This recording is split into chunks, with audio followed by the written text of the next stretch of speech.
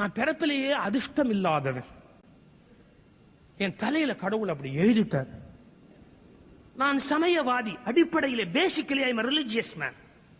நான் சொல்லுகிறேன், விதி என்பது கூட உங்கள் எண்ணங்கள் தான்.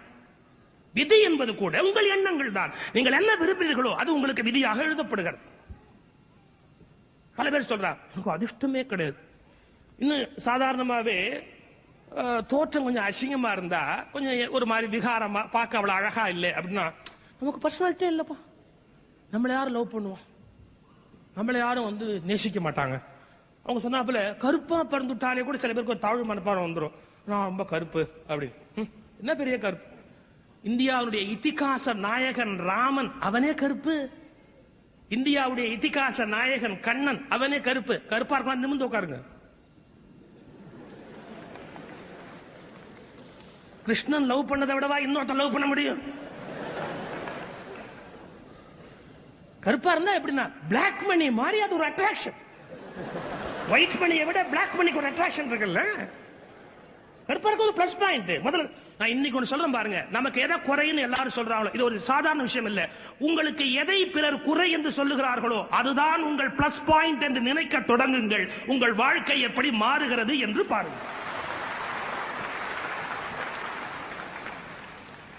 உங்களுடைய குறை என்று யார் எதை வர்ணிக்கிறார்களோ அதையே உங்களுடைய பிளஸ் பாயிண்டாக நினைக்க தொடங்குங்கள். அன்றிலிருந்து உங்களுக்கு ஒரு புதிய விதி எழுதப்படும். பஹ்ரைன் போய் தங்கி இருந்தேன். ஒரு தம்பதிகள் வீட்டில் தங்கி இருக்கிறேன். அவங்களுக்கு குழந்தை இல்லை. குழந்தை இல்லைன்னு சொன்னா நம்ம ஊர்ல என்ன பேச்சு பேசுவான்னு உங்களுக்கு தெரியும்.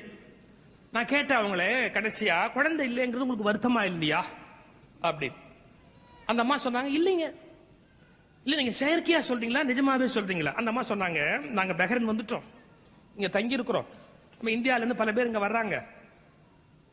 அதுல என்ன சிக்கல்னு கேட்டா, இங்க வர்றவங்க மறுபடியும் டிக்கெட் செலவு பண்ணி திருமணம் ஆனதுக்கு அப்புறம் பிரசவத்துக்கு ஊருக்கு போறதுங்கிறதுலாம் அவ்வளவு சுலபம் இல்லை. இங்க வந்துட்டு அந்த பெண்கள் திருமணமாகி தாய்மை பேர் அடைகிற போது டிக்கெட் செலவு பண்ணி இந்தியா திரும்ப முடியாத போது ரொம்ப சிரமப்படுறாங்க. நான் ஒரு பாலிசி வச்சுட்டேன். என்ன, எனக்கு குழந்தை இல்லைன்னு தெளிவா டாக்டர் தீர்மானம் பண்ணி சொல்லியாச்சு, இனிமே இல்லைன்னு ஆகி போச்சு.